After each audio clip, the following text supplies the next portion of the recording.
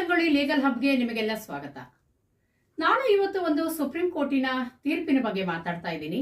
ಅದೇನೆಂದರೆ, ಅಕ್ರಮ ಸಂಬಂಧದಿಂದ ಹುಟ್ಟಿದ ಮಗುವಿಗೂ ಪಿತ್ರಾರ್ಜಿತ ಆಸ್ತಿಯಲ್ಲಿ ಸಮಾನವಾದ ಪಾಲು ಬರುತ್ತದೆ ಎಂಬ ತೀರ್ಪಿನ ಬಗ್ಗೆ. ಅಂದರೆ ಅಕ್ರಮ ಸಂಬಂಧದಿಂದ, ವಿವಾಹೇತರ ಸಂಬಂಧದಿಂದ ಜನಿಸಿದ ಮಗುವು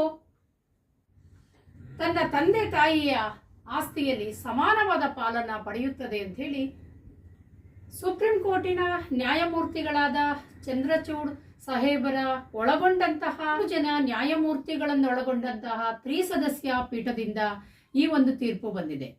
2011ರಲ್ಲಿ ಮಡ್ರಾಸ್ ಹೈಕೋರ್ಟು ತಂದೆ ತಾಯಿಗಳ ಪಿತ್ರಾರ್ಜಿತ ಆಸ್ತಿಯಲ್ಲಿ ವಿವಾಹೇತರ ಸಂಬಂಧದಿಂದ, ಅಂದರೆ ಅಕ್ರಮ ಸಂಬಂಧದಿಂದ ಹುಟ್ಟಿದ ಮಗುವಿಗೆ ಪಾಲು ಬರೋದಿಲ್ಲ ಅಂತ ಹೇಳಿ ಒಂದು ತೀರ್ಪನ್ನ ನೀಡಿತ್ತು. 2011ರ ಮಡ್ರಾಸ್ ಹೈಕೋರ್ಟಿನ ತೀರ್ಪಿನ ಮೇಲೆ ಅಪೀಲಿನಲ್ಲಿ ಸುದೀರ್ಘ ವಿಚಾರಣೆಯನ್ನು ನಡೆಸಿದಂತಹ ಸುಪ್ರೀಂ ಕೋರ್ಟಿನ ಮುಖ್ಯ ನ್ಯಾಯಮೂರ್ತಿಗಳಾದಂತಹ ಡಿ.ವೈ.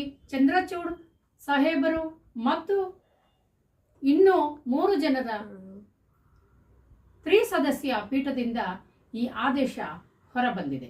ಅಂದರೆ ಹಿಂದೂ ವಿವಾಹ ಕಾಯಿದೆ ಮತ್ತು ಹಿಂದೂ ಉತ್ತರಾಧಿಕಾರ ಕಾಯಿದೆ ಎರಡನ್ನೂ ಒಳಗೊಂಡಂತೆ ಅಕ್ರಮ ಸಂಬಂಧದಿಂದ ಹುಟ್ಟಿದಂತಹ ಮಗುವಿಗೆ ಆಸ್ತಿಯ ಮೇಲೆ ಸಮಾನವಾದಂತಹ ಪಾಲು ಬರುತ್ತೆ ಅಂತ ಹೇಳಿ ಈ ಆದೇಶ ಹೊರಬಿದ್ದಿದೆ.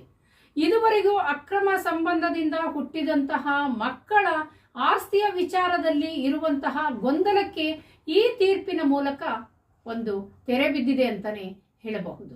ಇದುವರೆಗೂ ಇದ್ದಂತಹ ಕಾನೂನಿನ ಅವಕಾಶಗಳಲ್ಲಿ ಅಕ್ರಮ ಸಂಬಂಧದಿಂದ ಹುಟ್ಟಿದ ಮಗುವು ಆ ತನ್ನ ತಂದೆ ತಾಯಿಯ ಸ್ವಯಾರ್ಜಿತ ಆಸ್ತಿಯಲ್ಲಿ ಮಾತ್ರ ಸಮಾನವಾದ ಪಾಲನ್ನು ಪಡೆಯುತ್ತೆ ಅಂತ ಹೇಳಿ ಇತ್ತು. ಆದರೆ ಈ ಒಂದು ಆದೇಶದ ಮೂಲಕ